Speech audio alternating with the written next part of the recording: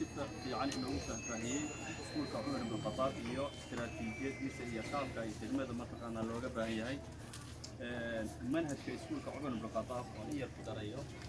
وحنكون براروجينا يا والدك السيمن تيجا إلمها اللصوصي هالكاس اللو سو gudbinaya cashirkiisa oo nooca u daabacan oo nooca u qoran qaybta kore ilmaha ayaa mataqaanaa wax ka soo jawaabaya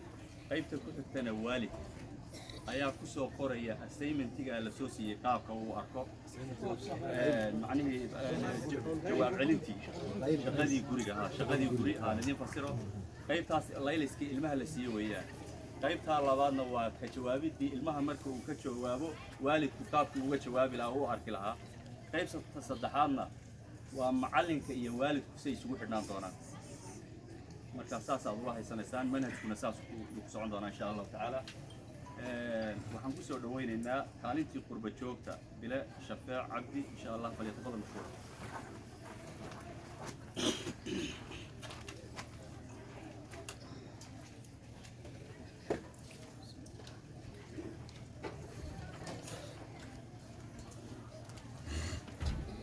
بسم الله الرحمن الرحيم السلام عليكم ورحمة الله وبركاته. وعليكم السلام ورحمة الله. مقعي وبلا شفاعة بنيسة نعم طبعا يا جالية قرب جوكتا مقع جالية قرب جوكتا دقمة القدس أولا نحن مهد علينا يا الله سبحانه وتعالى وما أنت هل كان نسبوك هاي كيني مركا لغادنا نحن مهد علينا يا بدوينها يشعب كان دقمة القدس كسو قيب قلي waxaan kaloo aad u mahad celinayaa mas'uuliyiinta dawladda iyo culimada diinka waxaan kaloo u mahad celinayaa wafdiga nooga socda manhajka Umar bin Khattab walaalayaal haddaanu nahay jaaliyadda qurba joogta degmada Tilbat kadib markii aynu aragnay baahida loo qabo in dugsi hoose dhexe laga sameeyo degmada Bilqot iyo codsigii nooga yimid odayaasha degmada Bilqot jaaliyadda qurba joogta degmada Bilqot arrintaas way ka jawaabeen juhdi badan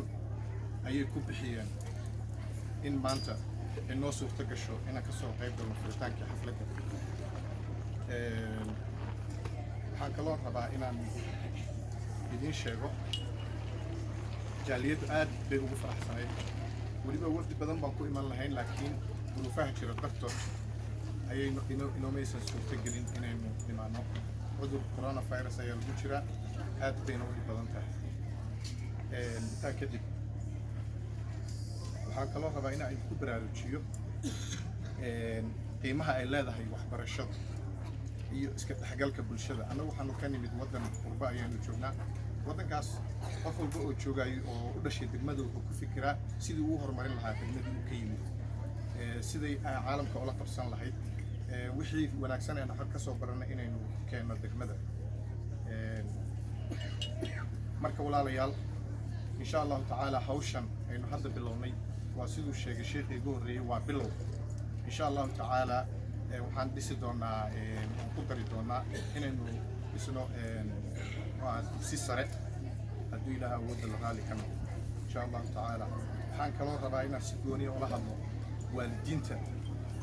waalidiinta waxaa laga rabaa siduu sheekhu sheegay macallinku in boqolkiiba 30 ayuu ardayga wax bari karaa laakiin boqolkiiba 70 ardaygu asagaas bara waalidiinta waxaan ka codsanaynaa inay markay iskuulka ka yimaadaan carruurtu inay dabagal ku sameeyaan oo layligii ilmaha loo soo diro ay ka caawiyaan xagga waxaa looga yaqaanaa tutor oo weliba waxaan isku dayi doonaa ardayda ugu horeysa ee dugsiga ka qalin jabiso inay ardayda kale ay markay saacadaha ay fasaxa ah inay ardayda ay siiyaan tutor oo ah ka caawin inay caawiyaan ardayda oo ay uga caawiyaan hawlahaas iyaga ah bulshaduna sideedaba waxaa fiican wax la yiraahdo isdhexgalka bulshada meeshaynu inagu ka nimid dadku adduunka oo dhan bay ka kala yimaadeen dad kala luqada kala diina kala midaba iyaynu nahay haddana sidaa ay tahay waxaa la fiiriyaa waxa guud ee inaga dhexeeyo oo ah waxa aynu haysano marka fursad fiican baynu haysanaa waxaan bulshada kula dardaarmayaa wax allaaliyo wixii dib keenaya inay dhinac iska dhigaan inay united noqdaan ay isku duubnaadaan horumar ay sameeyaan waayo dad isku waxaa tihiin isku luqada hal luqad wada hadla hal diin wada haysta walaalo ah inay bulshadu ay isdhex gasho ayaa loo baahan yahay oo aad dadaalkiinana aad u sii badisaan oo maaragtay aad muxuu ahaa aad dadaal badan aad samaysaan hadduu ilaah awooda la raalli ka noqdo insha allahu tacaala jaaliyadii waxaan aad ugu sii mahadcelinayaa jaaliyadii hirgelisay maanta mashruucan aan kasoo qayb galnay furitaankiisa aad iyo aad baan ugu mahadcelinaynaa insha allahu tacaala waxaan isku dayi doonaa dhowr qodob GPA-ga macallimiinta in la kordhiyo waayo macallimiintu waa inay ahaadaan macallimiin quality leh waxbarashadu waa waxa ugu muhiimsan weeye qofka bini'aadamka macna ma samaynayso daar la dhisay laakiin miraha ka soo baxa inaynu aragno ayaa anaga faa'iido inoo markaynu arag dhiirigelin ayay inagu sii samayn doontaa haddii ilaahay rabo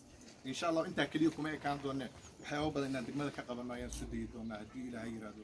waxaan kaloo aad aan ugu mahadcelinayaa mashruuca biyogelinta degmada Birqod iyo Hiiley oo runtii talaabo fiican ay isaga laftirkiisu arrin loo baahnaana ay tahay marka insha allahu tacaala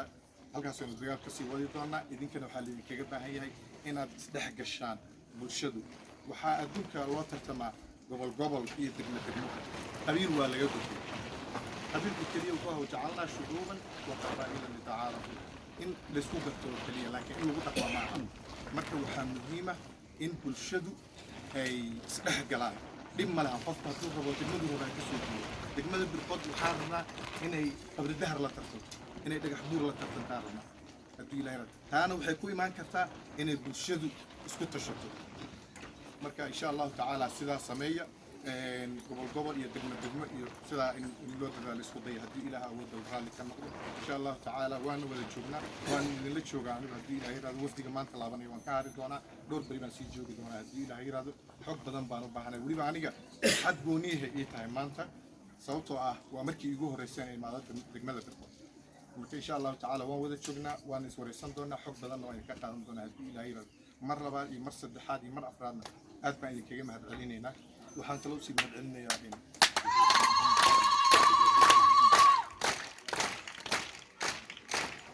fursad weyn bay ii tahay maanta inaan la kulanno wasiirada